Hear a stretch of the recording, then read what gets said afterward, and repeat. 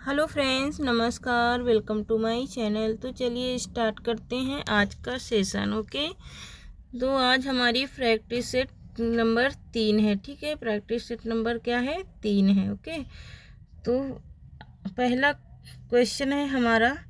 पहला क्वेश्चन है अदस। वह क्या होता है? सर्वनाम होता है और इसे संस्कृत में अदस कहते हैं। तो इसका राइट आंसर हो जाएगा अमूभ्य हो जाएगा राइट आंसर। ओके, इसका पंचमी बहुवचन का रूप क्या हो जाएगा? अमूभ्य हो जाएगा। ओके, क्वेश्चन नंबर फर्स्ट का, क्वेश्चन नंबर 1 का। ओके, क्वेश्चन नंबर 2 है किस कवि सतसई पर, किस कवि के सतसई पर, ठीक है, किस कवि की सतसई पर हिंदी का प्रसिद्ध मंगला प्रसाद परिपोषित प्रदान किया गया? तो वियोगी हरि की ना।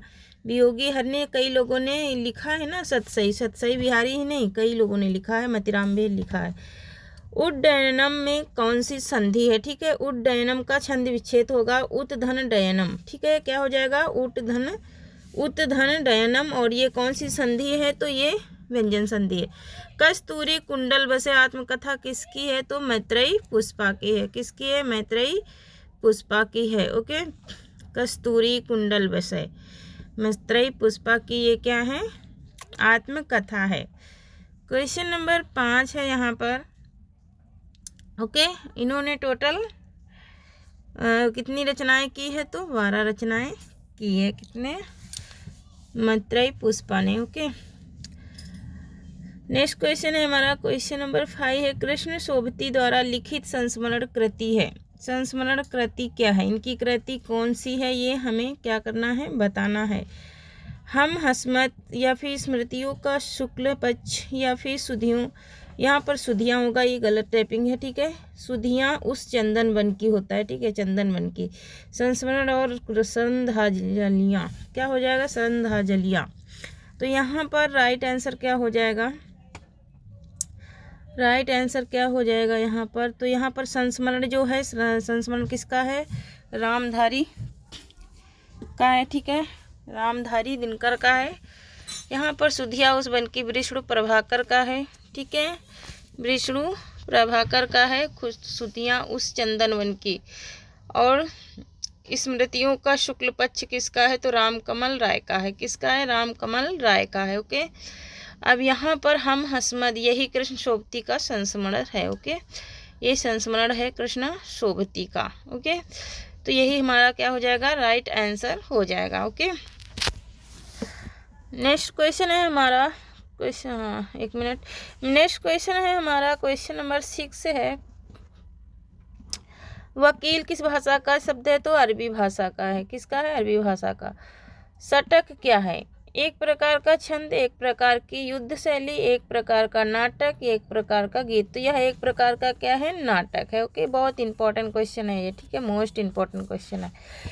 वह स्त्री जिसका पति प्रदेश से आने वाला हो के लिए एक शब्द होगा।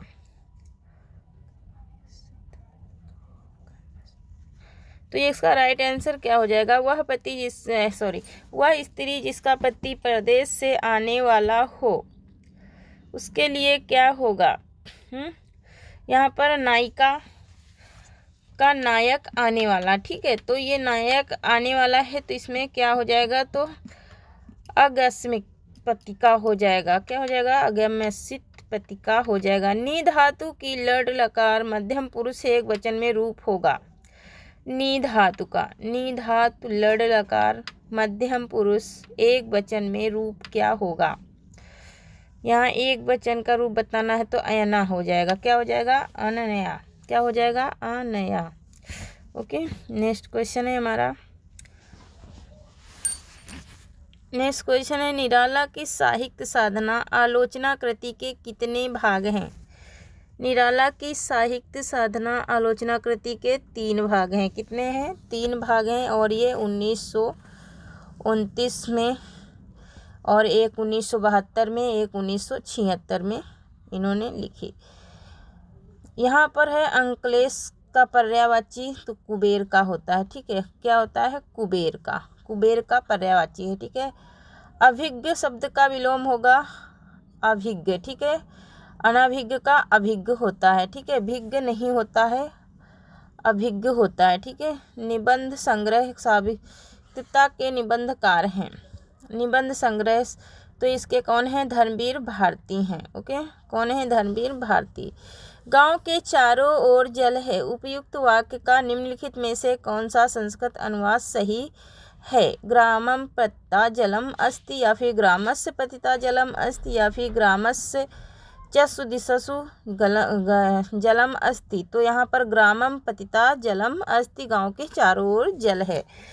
नेक्स्ट क्वेश्चन है, आचार्य भरत मुनि के बाद रस निष्पत्ति को लेकर मुख्य रूप से जिन विद्वानों ने रस के विषय में अपने विचार दिए, उनके नाम का कौन सा क्रम सही है ना। जिन विद्वानों ने इनके रस को लेकर के व्याख्या की ना, तो 4 इनके व्याख्याकार थे। तो पहले कौन थे, भट्ट लोलट थे, दूसरे भट्ट शंकुक, और तीसरे भट्ट नायक, और चौथे अभिनव गुप्त, है ना। यहाँ पर प्रथम व्याख्याता, द्वितीय व्याख्याता, तृतीय व्याख्याता, अंतिम व्याख्याता पूछता है एग्जाम में, ठीक है।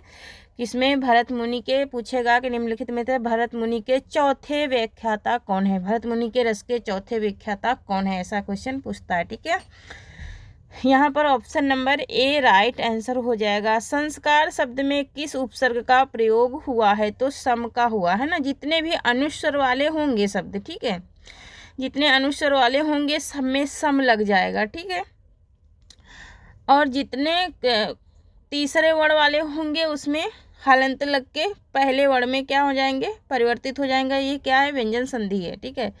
इस्तो सनाचु चा सूत्र के अनुसार स्तुत संधि का निम्नलिखित में से कौन सा उदाहरण सही है, यहाँ पर बताना है, ठीक है। तावर्ग से, ठीक है, तावर्ग और सावर्ग से ये संधि बनी है, ठीक है। तावर्ग, सावर्ग और चावर्ग, ये तीनों चारों को मिला करके ये संधि क्या है, बनी है। तो अब मैंने वर्ग बता दिया, तो अब आप लोगों को पहचानने में आसानी हो गई। तो अब बताइए, तो यहाँ पर रामस क्या हो जाएगा, यहाँ पर राइट आंसर रामस, देखो यहाँ पर सावड़ आया है, ठीक है। रामस चिनोतो, रामस चितोनोत, यहाँ पर ये देखो सा आई है, ठीक है।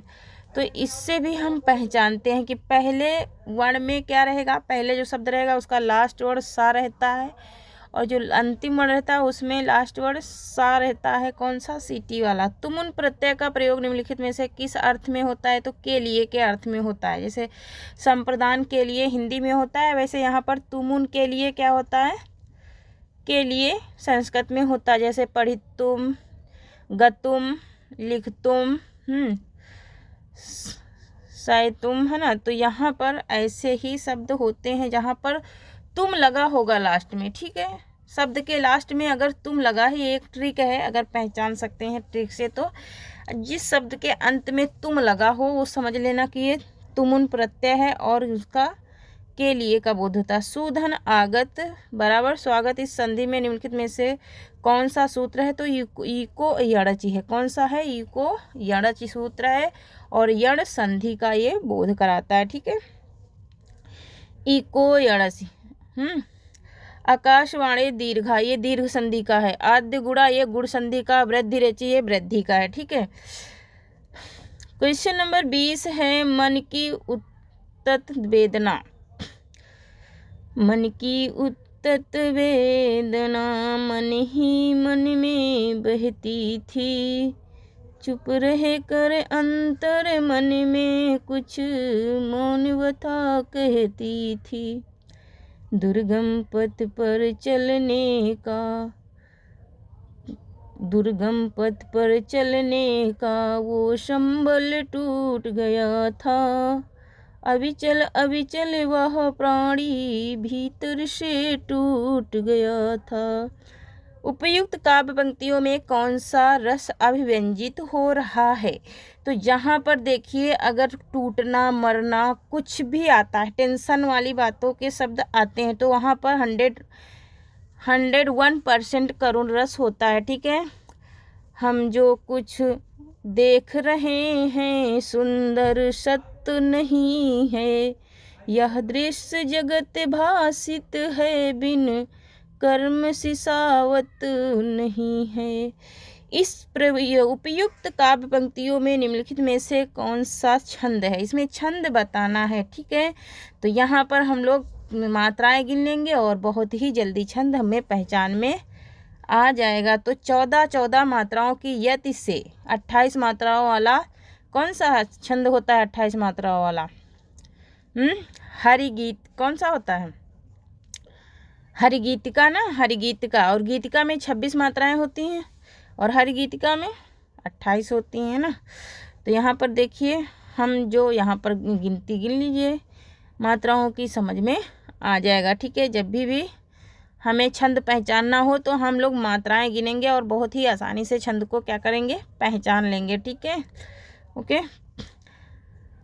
माँ के सूची उपकारों का जीवन में अंत नहीं है, निःस्वार्थ साधना पथ पर माँ जैसा संत नहीं है।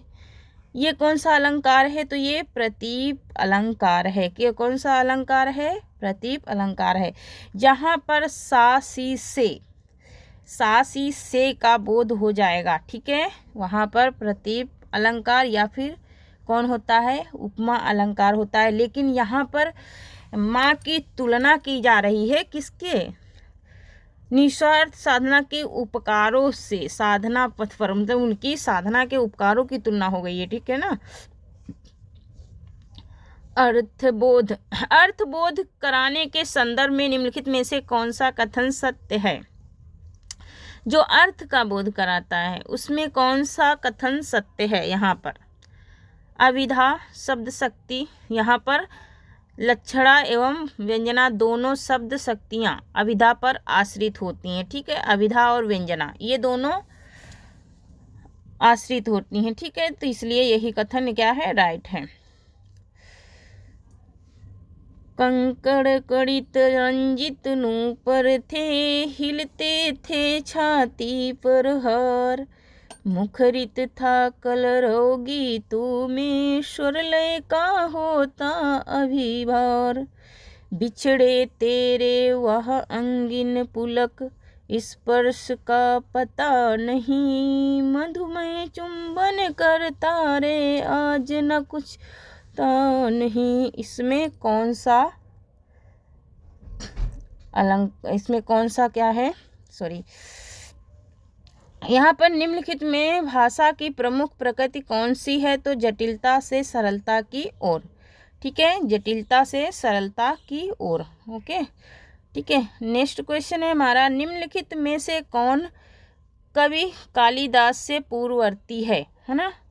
कौन कवि? तो भास कालिदास से पूर्ववर्ती हैं। ओके, भास कालिदास के क्या हैं? पूर्ववर्ती कवि हैं, ठीक है। यहाँ पर नेक्स्ट क्वेश्चन है हमारा 27 नंबर है, ठीक है। 24 नंबर में मैंने जो राउंड किया था वही आंसर होगा। एक्चुअली मैं उसको पढ़ने के लिए मैं बता नहीं पाई, ठीक है, लेकिन मैंने राउंड कर दिया, ठीक है। तो निम्नलिखित में से लघुत्रयी में नहीं आते हैं, क्या नहीं आते हैं? लघुत्रयी में कौन से?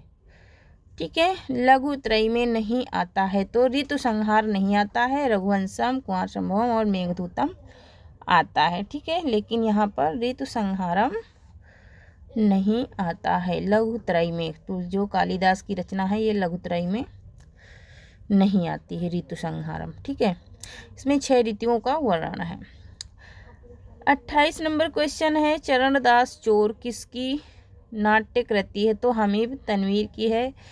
29 नंबर क्वेश्चन है कि जब द्रास वटालिक टाइगर हिल की सीमा लगी लज जाने, जब हंसा दंत लेते हिमगिर की चट्टाने लगी गरजने, तब जाग उठे ये। तो इसमें कौन सा है? ओज है। ओज जहाँ पर वीरता का क्या होता है? वीरता की बात होती है, वहाँ ओज क्या होती है? काव्य गुण होता है, ठीक है। तो थैंक यू गाइस, आज के लिए इतना ही। जय हिंद, जय भारत। थोड़ी सी तबीयत डाउन होने के कारण फ्रेंड्स आज मैं 125 क्वेश्चन नहीं करा पाऊँगी, ठीक है, उसके लिए सॉरी। जय हिंद, जय भारत। तब तक के लिए स्वस्थ रहिए, मस्त रहिए और मुस्कुराते रहिए। Thank you.